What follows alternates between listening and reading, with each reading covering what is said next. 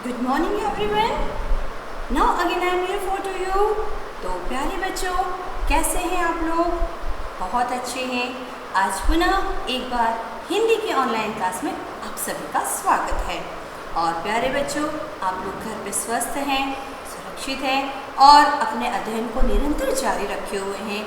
इसी शुभेच्छा के साथ हम अपनी आज की ये हिंदी की कक्षा आरंभ करते हैं। तो प्यारे बच्चों, सबसे पहले हम आज जो विषय पढ़ने वाले हैं उसके लिए हमें अपनी हिंदी व्याकरण की पुस्तक फैंसी सेम सेकंड की जो बुक हमने स्टार्ट की है उसे ओपन करना होगा। और जैसा कि इसके पहले आप लोगों ने हमारे साथ एक विषय जो था अपठित गद्यांश उसको समाप्त किया था, अच्छे से समझा था।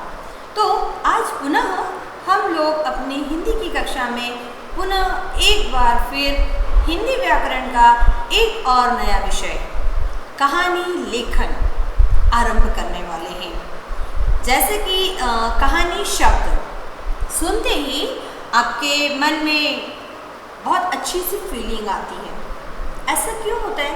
कहानी शब्द ही हमारे लिए एक रोमांचक होता है। क्या कहानी सबको इतनी पसंद होती है? और अगर पसंद होती है तो क्यों होती है? कोई बताएगा हमें? हाँ, कहानी के द्वारा हम अपने मन की जितनी कल्पनाएं हैं उनको क्या करते हैं? साकार कर लेते हैं। भले ही हाथी नहीं बोलता है, भले ही शेर नहीं जंगल का राजा है, लेकिन हमारी कहानी के द्वारा हम पेड़ से भी बातें कर लेते हैं, है ना? हम लोगों ने इसके पहले अपने हिंदी व्याकरण में जितने भी भाषा के आवश्यक अंग थे उसके बारे में पढ़ा। तो आप लोग सोच रहे होंगे कि मैम कहानी का हिंदी में भाषा व्याकरण की पुस्तक में क्या काम है? लेकिन आप लोग शायद भूल रहे हैं बेटा, हम लोगों ने भाषा को शुद्धता के साथ प्रयोग करना सीखने के लिए ही व्याकरण का अध्ययन करना आरंभ किया था।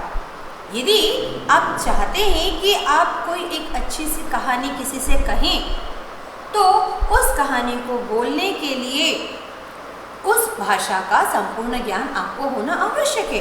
वरना जो शब्द जो कहानी आपके मन में बन रही है वो वहीं रखी रह जाएगी, क्योंकि दूसरों को बताने के लिए आपके पास सही शब्द ही नहीं होंगे, शब्दों का सही तालमेल करना ही नहीं आपको आता होगा, तो आप अपनी कहानी दूसरों को कैसे सुनाएंगे?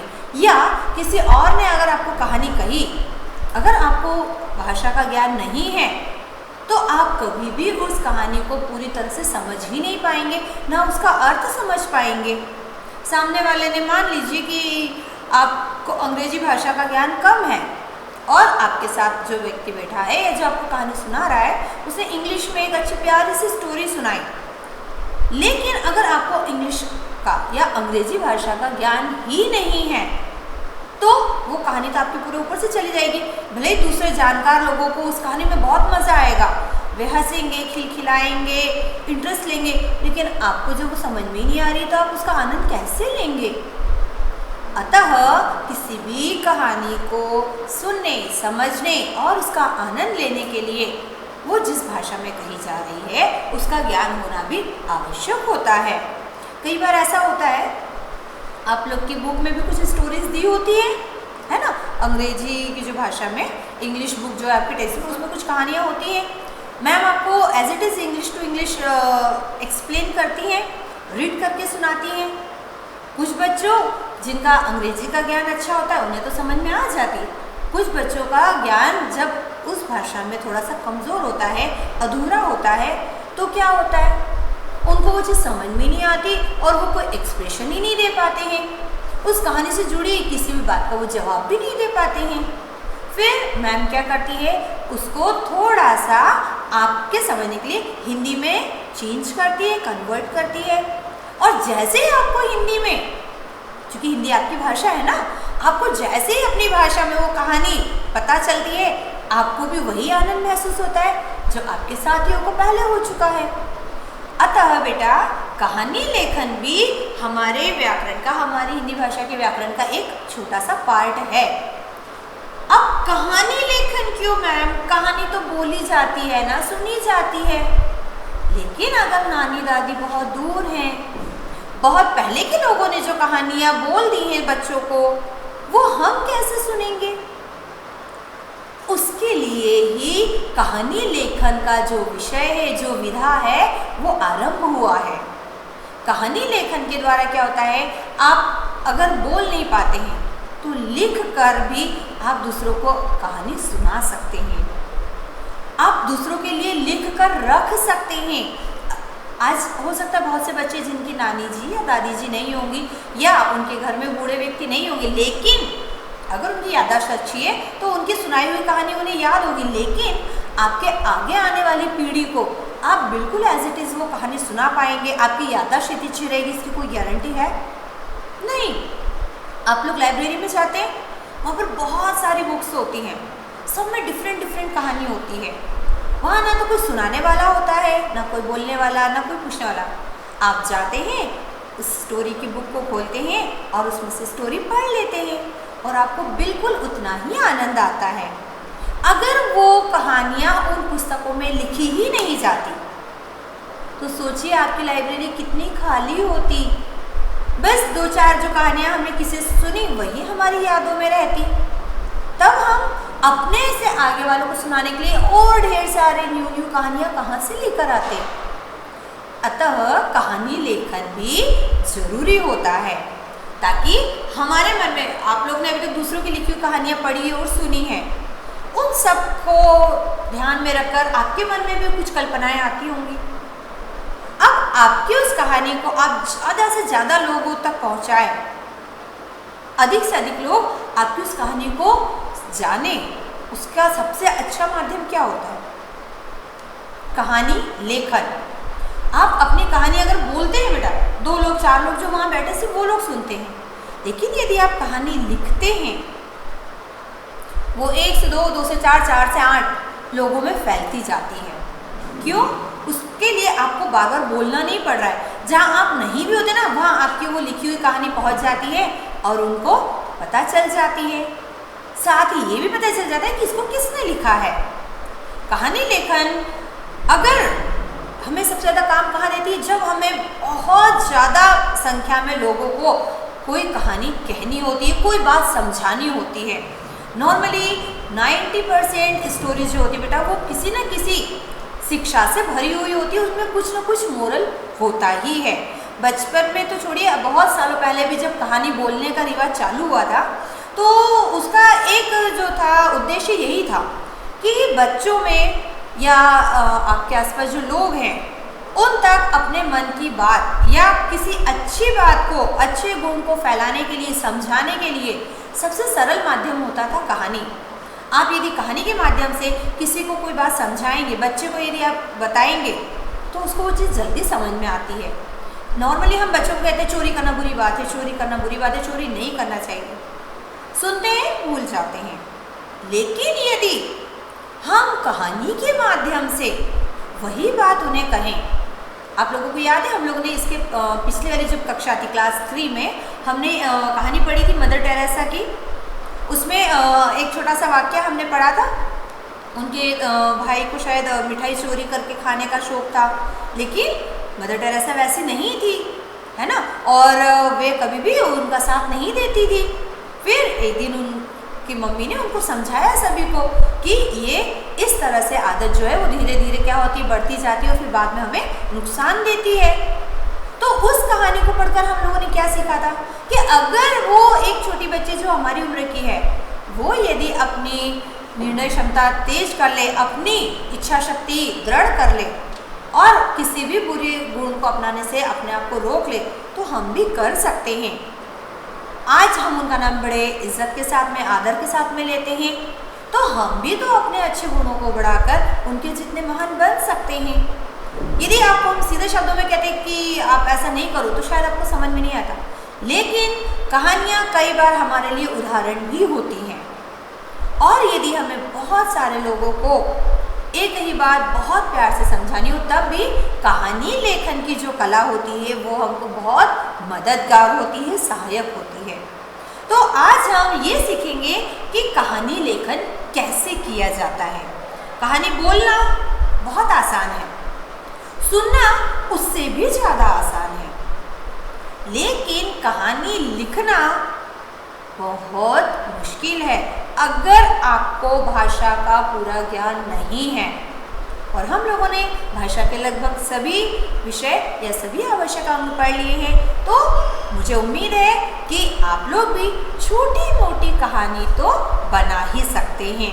मैं ये नहीं कह रही हूँ आप 2 पेज की कहानी लिख सकते हैं, 2 पेज की कहानी आप सोच सकते हैं, 1 पेज की बोल सकते हैं, मगर आधे पेज की लिख तो अवश्य सकते हैं, है ना। अब कहानी लेखन के लिए कुछ बिंदु होते बेटा। आप कहेंगे मैम कहानी लेखन में बिंदु की क्या जरूरत है, कहानी बोलते समय तो हम लोग नहीं इतना सोचते। हाँ, हम लोग इसलिए नहीं सोचते क्योंकि कहानी बोलते समय यदि हमें कोई शब्द, सही शब्द अपनी कहानी के किसी वाक्य के लिए नहीं भी मिलता है, तो हम उसके ऑब्लिक में या उसके ऑप्शन में कोई दूसरा वाला शब्द भी प्रयोग कर लेते हैं जो सामने वाले को समझ में आता है। लेकिन अगर हम कहानी लिख रहे हैं बेटा, तो कहानी को लिखते समय हमें बहुत तैयारी के साथ, बहुत ध्यान से लिखना पड़ता है। अब वो मुख्य बिंदु क्या होते हैं जो कहानी लिखने से पहले हमको अपने मन में या मस्तिष्क में रखने चाहिए। आइए हम पढ़ते हैं। पहले हम आपका ये हरा वाला बॉक्स जो है चौका ना, उसे पढ़ रहे हैं। कहानी का अर्थ है किसी घटित हो चुकी घटना का रोचक ढंग से वर्णन करना। सबसे पहले तो हमको कहानी और लेखन इन दोनों शब्दों का अर्थ समझना है। कहानी का मतलब होता है कोई ऐसा दृश्य, कोई ऐसी घटना जो पहले हो चुकी है, उसको बिल्कुल वैसे ही अपने शब्दों में क्या करना, वर्णन करना, मानो वे हमारे सामने घटित हो रही हैं। कुछ कहानियां तो बेहद रोचक और मजेदार भी होती हैं। अगर हम कहानी हमारी कल्पना शक्ति के आधार पर बना रहे हैं तो वे रोचक हो जाती हैं, मज़ेदार भी होती। जरूरी नहीं कि हर कहानी बहुत सिंसियर हो, बहुत ज़्यादा उसमें शिक्षाएं हो। कुछ कहानियाँ केवल अपने मनोरंजन के लिए या दूसरों के आनंद के लिए भी बनाई जाती हैं। कुछ कहानियाँ पशु पक्षियों पर और कुछ कहानियाँ मनुष्यों पर आधारित होती हैं। यही होता है ना। आप में से कितने ही बोलेंगे मैम हमने हाथी को कभी बोलते थोड़े सुना है। हाथी आवाज़ करता है, वो उसकी भाषा है, हम नहीं समझ रहे, लेकिन जानवर एक दूसरे की भाषा तो समझ रहे हैं। और वो भी चलिए, आपके घर में आप डॉग वगैरह पालते हैं, है ना, तो आप क्या उसकी लैंग्वेज समझ जाते हैं? वो जब भौं भौं करता है आप समझ जाते हैं कि वो क्या बोल रहा है। अगर सिर्फ आवाज़ से आवाज़ को समझने की बात करें तो हम नहीं समझते, लेकिन उसकी फीलिंग क्या है वो हम समझ जाते हैं, और उसे ही कहते हैं उनकी भाषा को समझना। तो ऐसी हमारी कहानी में भी होता है। कुछ कहानियाँ शिक्षाप्रद होती हैं और कुछ कहानियाँ केवल मनोरंजन के लिए होती हैं। इसलिए कहानी लेखन भी एक कला है। अब हमें यहाँ पर कुछ कहानियाँ पढ़ने को दी गई हैं। इन कहानियों को पढ़कर हम लोग ये समझेंगे कि कहानियाँ कैसे लिखी जाती हैं। एक पहला पॉइंट मैं आपको सिंपली समझाती हूँ बेटा। जब भी आपको कहानी लिखना हो तो जैसा बोलते समय आप वाक्य छोटे छोटे यूज़ करते हैं, कहानी लिखते समय भी आप थोड़े छोटे ही वाक्य पहले यूज़ करें। एकदम से बड़ा वाला सेंटेंस लिखने की कोशिश नहीं करें, पहले छोटे छोटे वाक्य यूज़ करिए, है ना। उससे क्या होगा, आपको बहुत सारे वर्ड्स ढूंढने में जो परेशानी होती है वो नहीं होगी। एक बार की बात है, एक जंगल में एक शेर रहता था। याद है शेर और चूहे की कहानी? जब आप क्लास 1 में थे, LKG UKG, तब से आपने ये कहानी सुनी है। उसमें सिर्फ 5 लाइन होती थी। एक वो आपने प्यासा कौवे की कहानी भी बहुत पढ़ी और सुनी और बोली भी होगी। Once time ago, याद आया? A crow is very thirsty। तो वहाँ पर क्या होता था, 5 और 10 लाइन में आपकी स्टोरी फिनिश हो जाती थी। मैम आपको पढ़ाती थी, रोज सुनाती थी, रोज आप उन एक एक सेंटेंस को बोलते थे और मात्र 10 वाक्य में आपको कहानी याद हो जाती थी। आप बोल के सुना देते थे। कैसे इतना छोटा बच्चा एक पूरी कहानी सुना देता था? क्योंकि उस उस कहानी के वाक्य कैसे होते थे? बिल्कुल संक्षिप्त, छोटे होते थे। उसमें कोई भी कठिन शब्द हम प्रयोग नहीं करते थे। उसके बाद में हर सेंटेंस बिल्कुल क्लियर होता था। आपने लिखा कौवा प्यासा था, इसका एक ही अर्थ निकलेगा, कौवे को प्यास लगी हुई थी, उसने पानी नहीं पिया था बहुत देर से। सिंपल, कौवा प्यासा था। फिर अगला सेंटेंस, कौवे ने एक घड़े में पानी देखा। याद कीजिए, बस सिंपल, एक कौवा प्यासा था, घड़े में पानी थोड़ा सा, कौवा लाया कंकर, घड़े में डाले कंकर, पानी आया ऊपर, कौवे ने पिया पानी, खत्म हो गई कहानी। छोटे छोटे वाक्य हमने यूज किए, 8 वाक्यों में हमारी कहानी समाप्त हो गई। और ऐसा भी नहीं कि आपको समझ में ना आई। हमने क्या बोला? एक कौवा प्यासा था, एक कौवा प्यासा था, घड़े में पानी थोड़ा सा था, घड़े में थोड़ा सा, कौवा लाया कंकर, कौवा कंकर लाया, अब वो कहीं से भी लाया, पड़ा हुआ था, लेकिन कौवा लाया कंकर। फिर कौवे ने डाला घड़े में कंकर। सिंपल, एक ही वर्क हो रहा है, एक लाइन में, कौवा कंकर लाया और उसने घड़े में डाला। अब इसके बाद पानी आया ऊपर, जैसे कंकर सारे अंदर जाते हैं, पानी ऊपर आ जाता है। पानी ऊपर आया, कौवे ने पिया पानी, कौवे ने पानी पी लिया और कहानी खत्म। तो अगर आपके वाक्य छोटे स्पष्ट हैं तो आपकी कहानी को लिखने में आसानी होती है। अब हम यहाँ पर कुछ कहानी पढ़ते हैं और इससे आपको हमारे ये पॉइंट्स और भी क्लियर हो जाएंगे।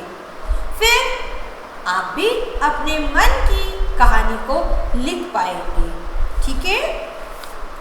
एक कहानी है धैर्य और सहन शक्ति की, एक कहानी दी है चतुर मेंढक की, और एक कहानी हमें दी है गीदड़ का न्याय। तो कौन सी कहानी पहले हम पढ़े? धैर्य और सहन शक्ति। ध्यान से सुनिएगा। जैसा कि हर कहानी पर ऊपर एक शीर्षक दिया होता है, वो जो शीर्षक होता है ना कहानी का, वही अधिकतर उस पूरी कहानी का सार भी होता है। सार मतलब मोरल। जो कुछ उस कहानी में स्पेशल होता है वही उसका नाम हो जाता है। बिना नाम की कहानी हम कैसे कहेंगे, है ना? तो इस कहानी का नाम है धैर्य और सहन शक्ति। देखिए, एक महात्मा जी थे, सबने अपनी पुस्तक निकाल ली है, हमारे साथ पढ़ने वाले भी हैं। पेज नंबर 160 और 161 ओपन कर लीजिए। एक महात्मा जी थे, देखिए आपको यहाँ पर बैठे हुए दिख रहे हैं महात्मा जी। हाँ, नीचे उनके कुछ शिष्य भी बैठे हुए हैं। वे प्रतिदिन अपने आश्रम में बैठकर प्रवचन देते थे। महात्मा है तो प्रवचन तो देते होंगे, उनका एक आश्रम भी बढ़िया सा बना हुआ है। उनका प्रवचन सुनने के लिए लोग दूर दूर से आते थे। मतलब वो महात्मा जी इतने अच्छे प्रवचन देते थे और इतने प्रसिद्ध थे कि दूर दूर से लोग उनको सुनने के लिए आते थे। सब ध्यान से प्रवचन सुनते और महात्मा जी का बड़ा मान सम्मान देते थे। वो बहुत ज़्यादा अच्छी बातें बोलते थे। एक व्यक्ति ऐसा भी था जो प्रतिदिन आकर महात्मा जी का अपमान करता और उन्हें गालियाँ देता था।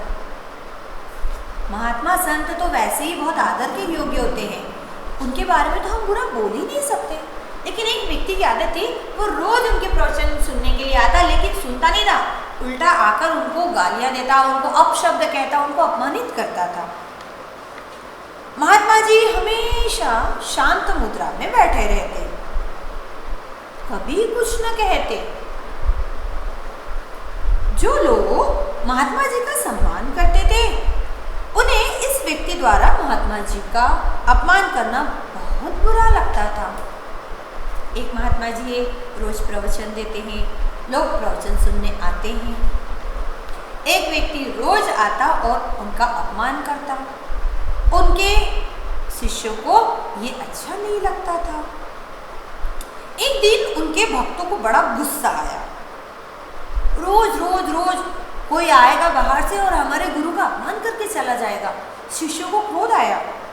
उन्होंने महात्मा जी से पूछ लिया, महात्मन, आप उस अभद्र व्यक्ति को सबक क्यों नहीं सिखाते? उनको बहुत बुरा लगता, क्योंकि महात्मा जी ने बोला था कोई कुछ नहीं कहेगा, वो खुद भी नहीं कुछ कहते और दूसरों कहने।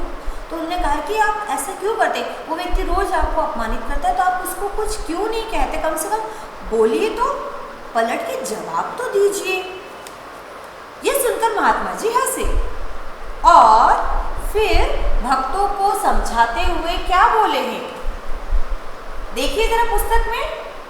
मुझे एक बात बताओ कि यदि तुम मुझे कोई वस्तु दो, महात्मा जी ने एक अच्छा सा उदाहरण दिया, यदि तुम मुझे कोई वस्तु दो और मैं उसे नहीं लूं, तो वो किसके पास रहेगी?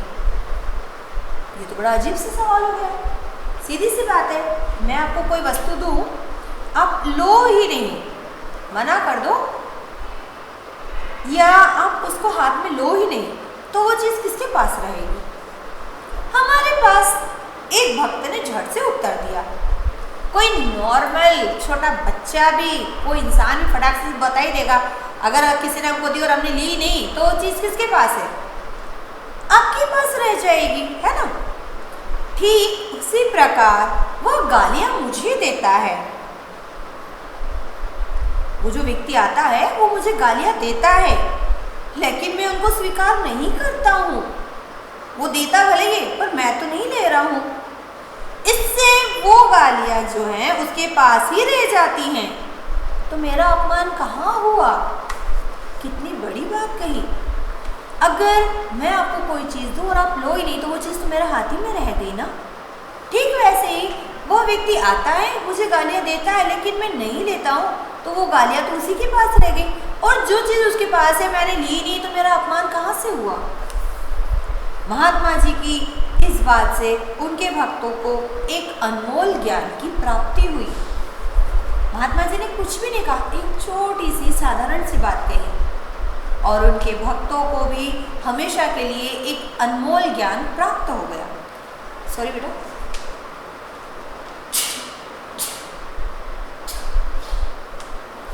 I am sorry.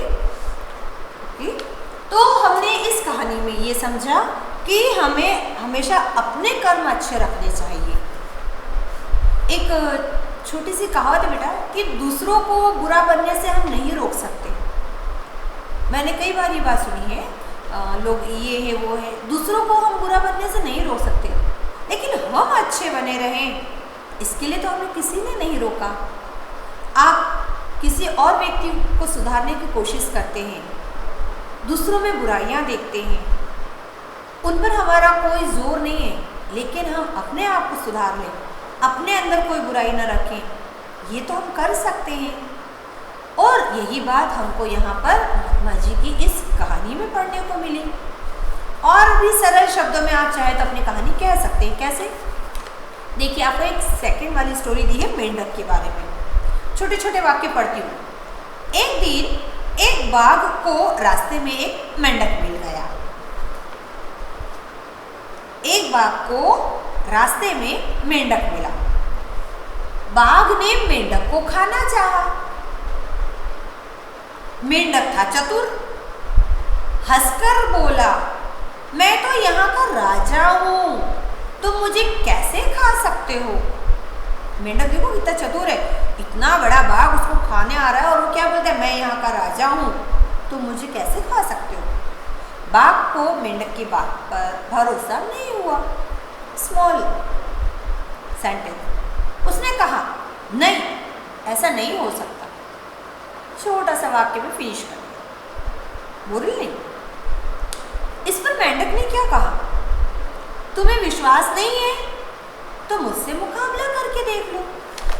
इतना सा मेंढक इतने बड़े बाघ से क्या कह रहा है, मेरे साथ कॉम्पीट करके बताओ जरा।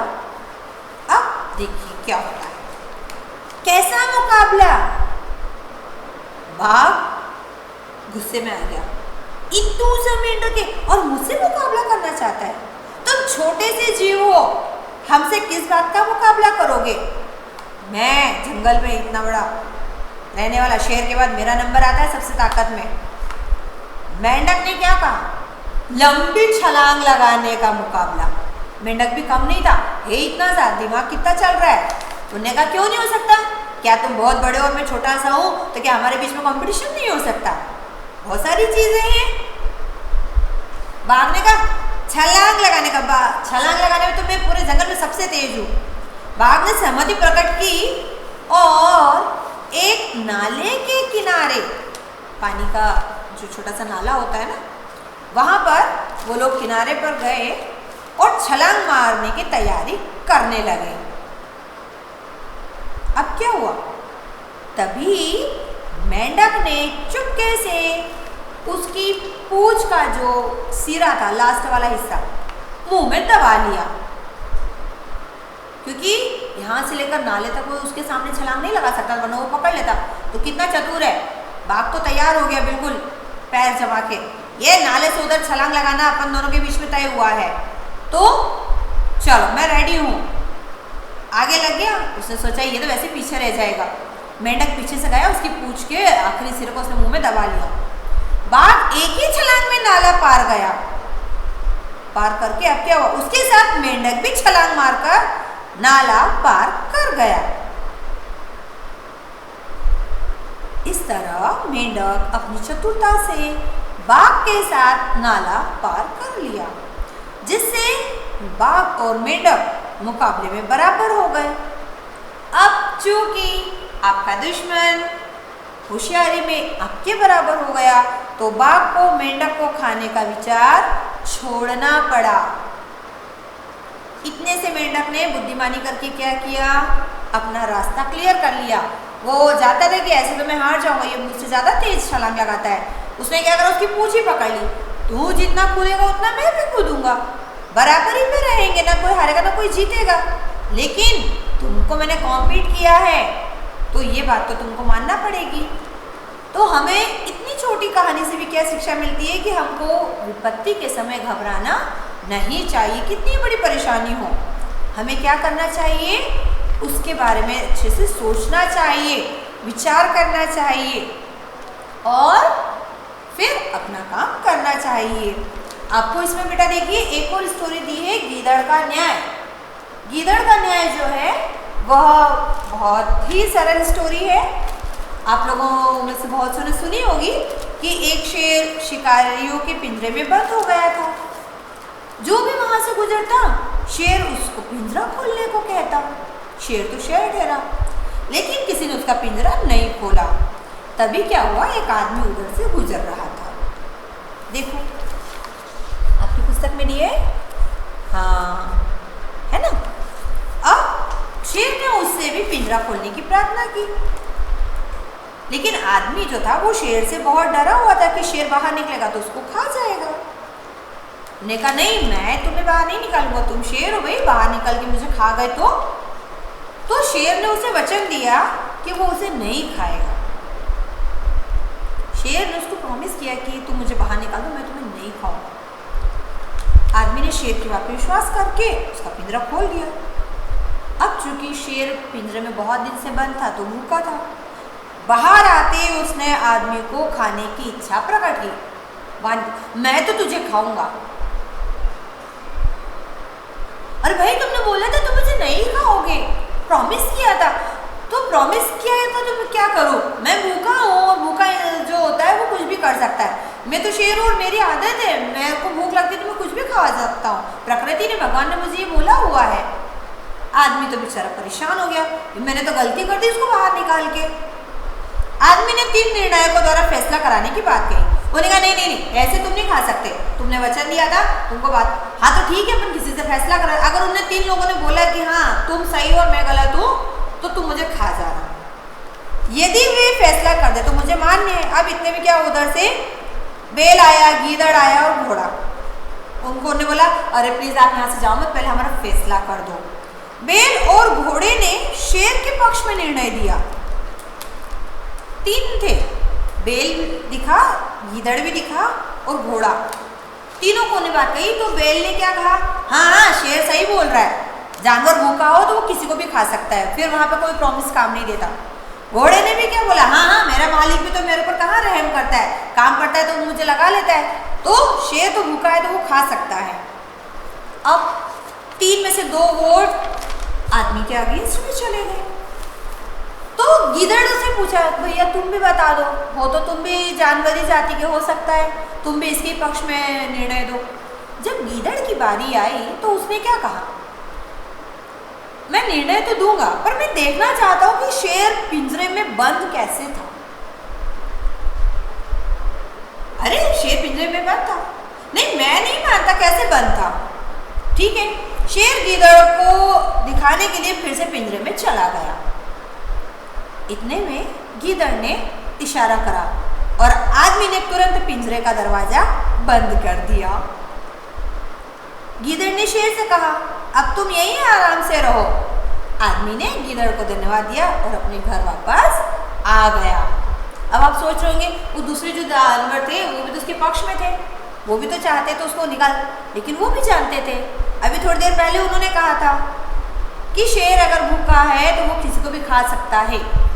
अब यदि हमने इसको पिंजरे से बाहर निकाला तो ये बाहर निकल के हमको भी खा जाएगा, जैसे बेचारे इंसान ने इसको फ्री किया और वो उसी को खा रहा था। तो किसी ने भी उसको वहां से बाहर नहीं निकाला और शेर वापस पिंजरे में चला गया। इस पूरी स्टोरी में उनको क्या समझ में आता है कि दुष्ट व्यक्ति जो होते हैं उनको चालाकी से ही कंट्रोल किया जा सकता है।